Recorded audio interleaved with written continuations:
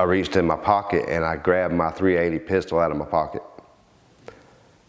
And when I did that, I took it and I put it up to my head with my finger on the trigger.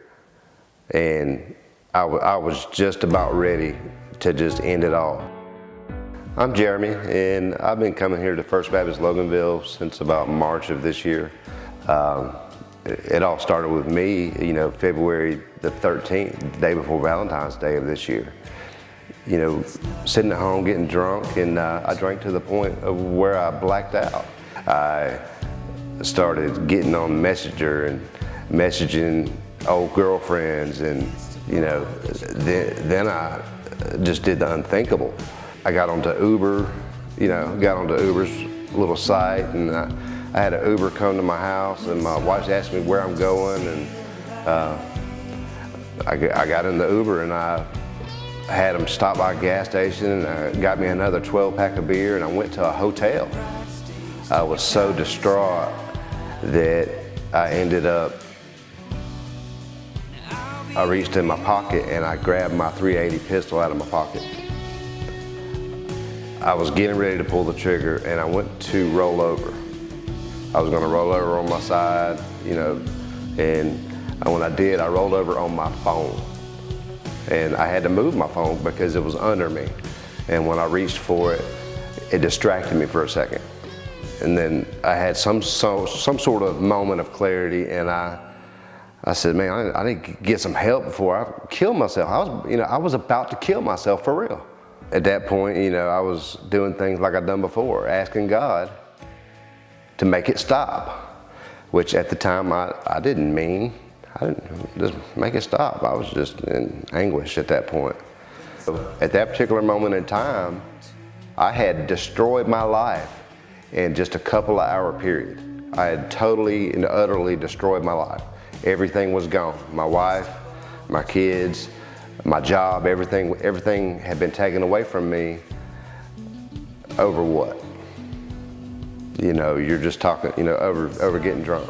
And when I was brought home, me and my wife had to do a lot of, reconciliation, and we still are to this day.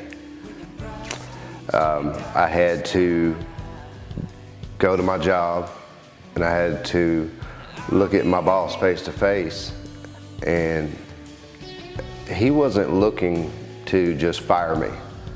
He was looking for me to be honest with him about what really happened. And I did. I sat in his office and I came clean with him about what I did. I manned up and I says, yeah, here's what I did. I'm not proud of it. I can't change it. All I can do is stand up as a man and say, hey, I did this, and I'm willing to do whatever it takes to try to fix it. He's a Christian man, comes to this church, very involved with the church, and he didn't fire me. What he did was total opposite of what I expected. He reached out, from his heart, and he says to me, I'm not going to fire you, but there's going to be some stipulations in order for you to keep your job. That was the point where I got introduced to True North. When I came into True North, I had never read a Bible before. And I told him that when I came in. I said, you know what? I says, I believe that I've always believed in God. I says, but I don't know what's in this book. And he says, well, that's all right, brother. He said, you know what? You just keep coming back and you'll learn. I wasn't happy in my life because I didn't have the Lord in my life. And that's what I didn't know I was missing. The missing the Lord in your life is a huge deal. People don't realize that when they come to church and they play church, they don't realize what they're really missing. But in Corinthians 10:13, no temptation has overtaken you that is not uncommon to man. God is faithful, and he will not let you be tempted beyond your ability. But with temptation, he will also provide the way of escape that you may be able to endure it.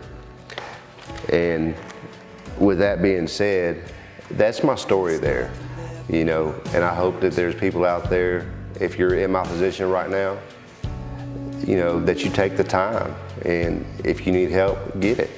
It's here, right here at First Baptist Church, and there's plenty of help to be had.